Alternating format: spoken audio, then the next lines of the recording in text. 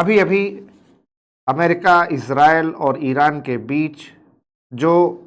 युद्ध विराम सीज़फायर हुआ है और कहा गया है कि अगले 2 हफ्ते तक ये युद्ध विराम या सीज़फायर जारी रहेगा। और आज पाकिस्तान की राजधानी इस्लामाबाद में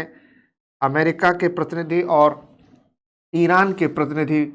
इस बातचीत में हिस्सा ले रहे हैं। हालांकि इज़राइल ने सहमति तो दी है लेकिन बातचीत में शामिल नहीं हो रहा है। लेकिन लगभग 40 दिन चले इस जंग में क्या क्या नुकसान हुआ? ईरान का तो नुकसान हुआ ही, अमेरिका का नुकसान हुआ, इज़राइल का हुआ, लेबनान, सऊदी अरब, बहरीन, कुवैत, वहाँ पर भी हमले हुए। बहुत से लोगों को जानो माल का नुकसान हुआ। इंफ्रास्ट्रक्चर,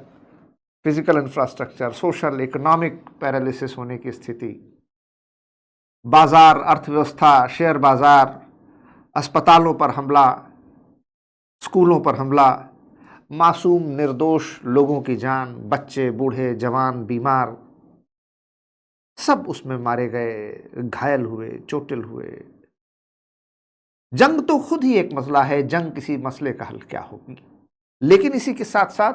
जो एक पक्ष, जो एक बात हम लोगों ने नज़रअंदाज कर दी कि आज की इस दुनिया में जब हम ग्लोबल वार्मिंग, क्लाइमेट चेंज की बात कर रहे हैं, वैश्विक भूतापन, जलवायु परिवर्तन की बात कर रहे हैं, जब हम कह रहे हैं कि हमारी पृथ्वी का एवरेज टेम्परेचर, हमारी पृथ्वी का औसत तापमान बढ़ रहा है और अगर उसको बढ़ने से रोका नहीं गया, अगर ग्रीन हाउस गैसेस का एमिशन, ग्रीन हाउस गैसेस का उत्सर्जन इसी तरीके से जारी रहा, अगर यही हालात रहे तो वो दिन दूर नहीं जब हमारे ग्लेशियर पिघल जाएंगे, जब समंदर का जलस्तर ऊपर उठ जाएगा, जब हमारे समंदर तट के आसपास के बसे हुए शहर डूब जाएंगे, जलमग्न हो जाएंगे, जब हमारे जो मौसम में बदलाव आ रहा है, जो बहुत ज़्यादा गर्मी बढ़ रही है, जो बहुत ज़्यादा बारिश या बिल्कुल बारिश नहीं हो रही है, extreme cold, extreme hot climatic conditions हो रही हैं, ये तमाम जंगल में आग लग रही है, तमाम तरीके के जो ये हमने अपने जल, जंगल, ज़मीन, आसमान सबको जहरीला बना दिया है। ऐसे में उससे एक बड़ा खतरा पैदा हो गया है क्योंकि इस युद्ध के शुरुआत से अब तक 40 दिनों में जब तक सीज़फायर नहीं हुआ, लगभग 50 lakh ton, 50 lakh ton green houses gases का उत्सर्जन हो चुका है, जो 84 देशों के 84 कंट्रीज के कुल गैस के उत्सर्जन से, ग्रीन हाउस गैसेस के एमिशन से ज़्यादा है। देश और दुनिया जो इतने सारे चुनौतियों का सामना कर रही है, उसमें हमने एक नया संकट पैदा कर दिया है।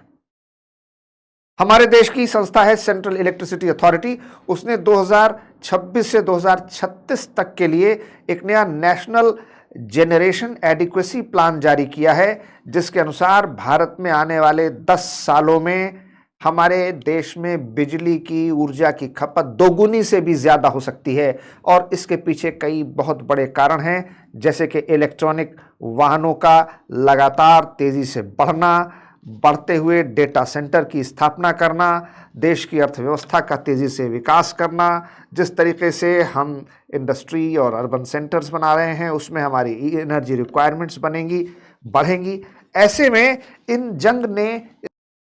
न सिर्फ हमको बल्कि हमारे एनवायरनमेंट को, हमारे क्लाइमेट को, हमारे पूरे इकोसिस्टम को बहुत गहरे से प्रभावित किया है। ये सोचने की ज़रूरत है, ये समझने की ज़रूरत है कि एक जंग के हालात की वजह से, जंग और युद्ध से सिर्फ लोगों की जानो माल, सिर्फ इंफ्रास्ट्रक्चर, सिर्फ इकोनॉमी, सिर्फ लोगों की ज़िंदगी पर असर नहीं पड़ता, पूरी कायनात पर, पूरी नेचर, प्रकृति पर, हमारे इस पूरी दुनिया पर, इस सृष्टि पर, इस प्रकृति पर, पर्यावरण पर, पारिस्थिति पर भी बहुत बुरा असर होता है। और इसका एक गंभीर अध्ययन और शोध इस पर किए जाने की आवश्यकता है।